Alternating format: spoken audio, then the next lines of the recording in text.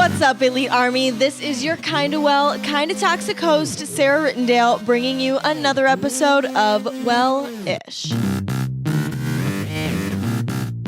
What's up, Elite? I wanted to talk to you guys today about something that I have really been going through and thinking about changing for myself or about myself. And I was gonna save this one for like a couple weeks from now and kind of really build this skill before I came to you guys about it.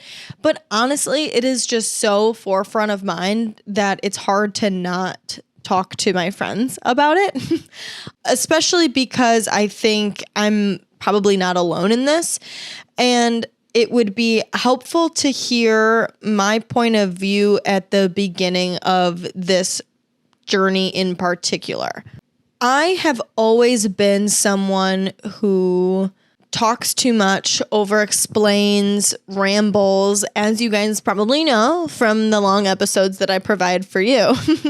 I do that in my whole life, and I do it with people that don't always deserve an explanation. And it bothers me. It bothers me that I over-explain, and the reason is because at its core, I'm so fazed by people. People can get so wildly under my skin, and I hate that. I don't want that. I don't want, especially people that don't have my best interest in mind, that aren't talking to me or doing things for me for my betterment, that I feel like I try to tell people that I'm a good person, and I try to do too much for them. Like, I try to explain that I have good intentions. I try to explain why they should like me or what I meant by something. And at the end of the day, it doesn't matter, because no matter what you tell people to try to get them to understand you, most of the time they're committed to misunderstanding you, and they will only really get it at a surface level. They won't get the deep, true meaning of what you're trying to explain, because if they were going to get it, they would have gotten it. And the reason that they have that perception on the situation or of you isn't because of anything that you could have done differently. It's because their perceptions make up their reality, and whatever happened in whatever sequence it did led them to this perception, and you can't change that. You can't go back and change generations of information that their family has passed down to them that is now imposed on the way that they view the world, and the shit that's happened to them that causes their personal perception of things, and you alone are not going to change that. And I think that bothered me for so long, and like now that I'm talking about it out loud, it really is at its core people pleasing, like it's really that need for other people, not people pleasing, but it's the need for other people to like you, like being so upset and trying to control other people's opinions of you. And you cannot control that. Like, it feels like you can. And this is the issue, is that it gets so lost in the sauce because it feels like you can control it. Like, it feels like, okay, if I do the right things, I say the right things, bend over backwards, that they'll act different. They'll treat me different.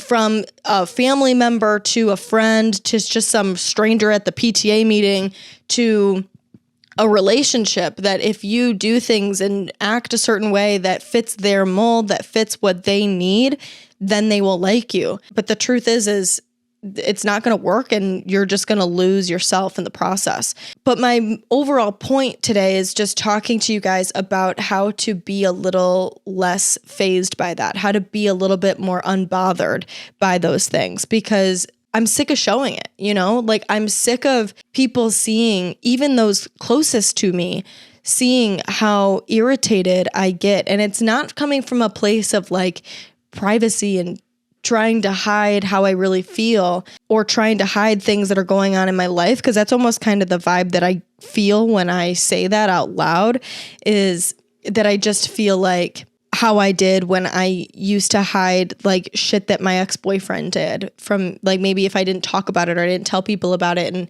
I acted unfazed by it, that it would just go away. That's not what I'm saying. I'm not talking about suppression and ignoring the truth. I'm talking about not giving energy to shit that doesn't need your energy, to not be bothered by people that bother you, to not be bothered by events that you can't control. So again, this is something that I've always had a hard time with. I'm a very emotional, sensitive person, and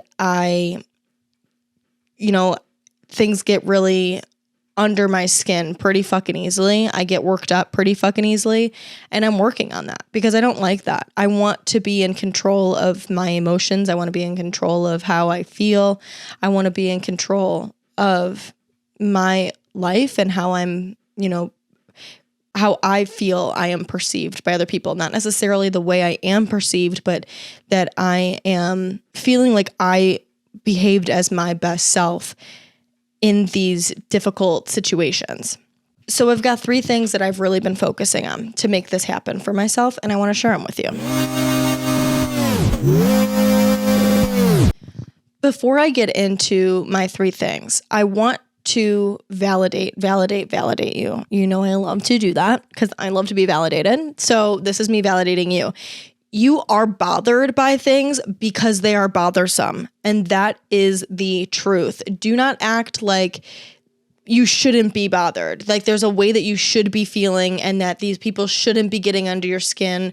They're bothering you. The things that are happening are bothering you because it made you uncomfortable, because you didn't like it, because that's not the energy that you're welcoming into your life, because that's not something that you want for yourself. That's not something that you're welcoming. You don't appreciate whatever the fucking shit is that happened. It's bothersome for a reason. That is to be noted, and it's to be handled in the future. Like you need to know how to prevent that from happening in the future as much as you are capable of preventing that, not putting yourself in situations. So like that is 100% a valid feeling that you are feeling this way. So this isn't like a don't feel that way. It's how do I now cope with that feeling of being bothered and not feeling like you're vomiting emotions all over yourself and your friends and family and your entire life. It's this feeling of not wanting to be carried away by your emotions anymore. And for the love of God, I relate to that so hard. That is exactly how I feel right now. The first thing that really resonated with me is that you have to take each and every moment as an opportunity to try again. Now, let me elaborate on that because I don't want it to sound cliche, but I mean it incredibly literally. I feel myself getting phased. I feel myself getting bothered. I start to speak about it. I start to get angry about it. I start to project and lash out about it, whatever my reaction is to the situation. And maybe I go to a friend and I'm telling him about everything that happened and all the shit that irritated me, or I'm yelling at my boyfriend about it and trying to make him understand me, and he doesn't understand, and that's pissing me off more, and he's not having the reaction that I want him to have, and I'm getting more irritated and I'm freaking out. And now it's like I'm dwelling on whatever happened. And then I start to feel upset that I have let it phase me. And I've showed that to people. And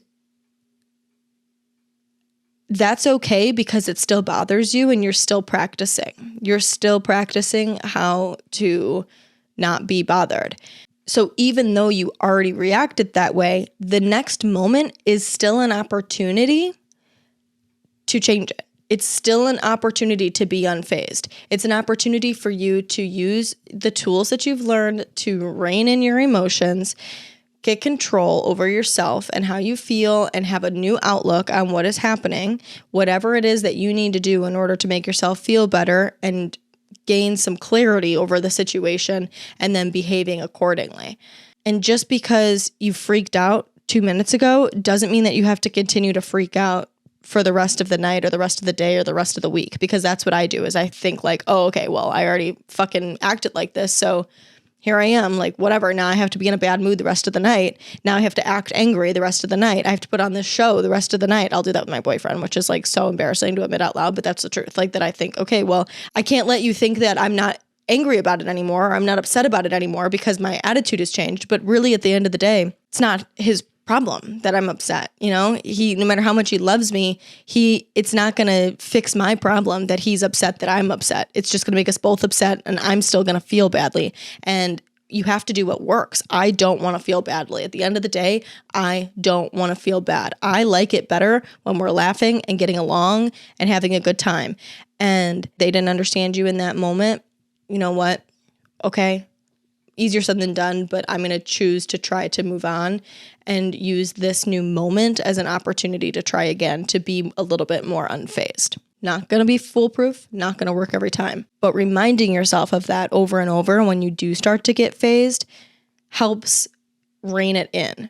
When you feel yourself acting in the way that you don't want to act, saying, this is a new moment to be unfazed. How would I choose to behave? How would I prefer to behave?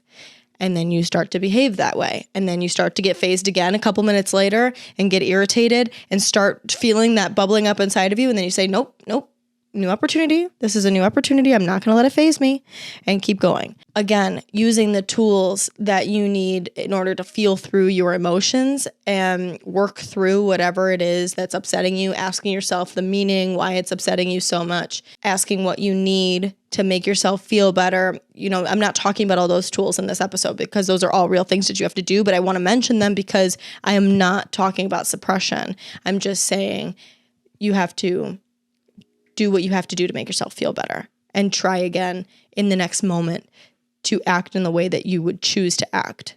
The second thing is, even if you care what someone thinks of you, you cannot care what someone thinks of you. And that is annoying and it's upsetting, and you're not going to like that answer, but that's the thing. You're not going to like it. It's not going to be happy. You're not going to feel good. And I think that's the thing that I always felt when I heard, oh, you can't care what other people think of you. Like, I thought it would just be effortless and I wouldn't care. Like, I straight up just like wouldn't care. Like, I don't care about how the Bears do on Friday night. It's not like that. It's you actively aren't caring. You are choosing to not be phased. You are choosing to be unbothered by their opinion of you. You aren't happy about it. You don't like that they don't like you, but you can't control how other people feel about you. And so you just have to accept that. Not be happy about it, but accept it. You have to say, me standing up for myself, me being able to say no is what I need in order to feel good. And if somebody else has whatever reaction, you are probably good at predicting what their reaction will be. Then they have that reaction, and I have to choose to let that go. I have to choose to accept it, and I have to pick what's your heart. Would you rather be miserable and have your boundaries crossed and not stand up for yourself and not act in accordance with your elite self? Or would you rather put your foot down and deal with the fact that somebody might not like what you said, or that they might not like you? You have to find what you are going to be able to accept. Because, I mean, if you can accept the other thing, sure, but you're going to maybe tell yourself that and convince yourself of that, and then it's going to pile up over time, and you're going to freak the fuck out and not be happy with who you are. And then you will let everything get under your skin, and your emotions will be getting the best of you because you're going to be filling yourself up with this resentment and anger and bitterness and harsh words and irritation. And when bad things happen, when bad things shake you, because that's what happens in life, shit happens that shakes you, it's going to come out because that's how it works. It all always spills out. So what are you going to let spill out? The anger and resentment, or peace and humility and kindness, because that's what's inside of you, because you know that you've been living up to your best self in a way that you can feel pride in. When you start to accept that it is what it is, you stop getting so worked up. The third thing that you have to do is quit the habit of talking about it. I have not quit this habit yet, and I know for a fact that this would help me. And I know for a fact that it's a habit. You have to quit talking about it in your own head and with other people.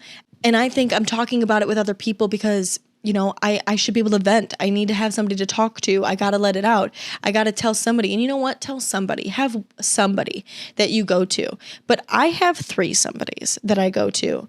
And I don't really need to do that because honestly, I probably have more than 3. I have 4. I have 4 somebodies that I go to. And I don't need to do that. I don't need to rehash the same story that upset me, something that irritated me, something that I didn't like 4 different times. I don't have to, and however many fucking times I'm saying it to myself in my head. If I can quit the habit, or at least narrow it down to just one person that I'm talking to, Wait, I've got five people. I forgot my therapist. I'm dishing it out with her too. So like, I'm talking about this long story of things that have irritated me, and I'm telling more people about the things that upset me. And it's making me seem so bothered. And it is making me bothered because the more I talk about it, the more bothered I get, the more people's input I have, the more realizations come through people's input and them pointing out things that are fucked up or not right or whatever, things that I should be doing differently, things that they should have done differently, coming up with all these new scenarios. It's like, it fuels that fire. It fuels that fire. It is gasoline. I don't need any more gasoline. I need peace. I need soot.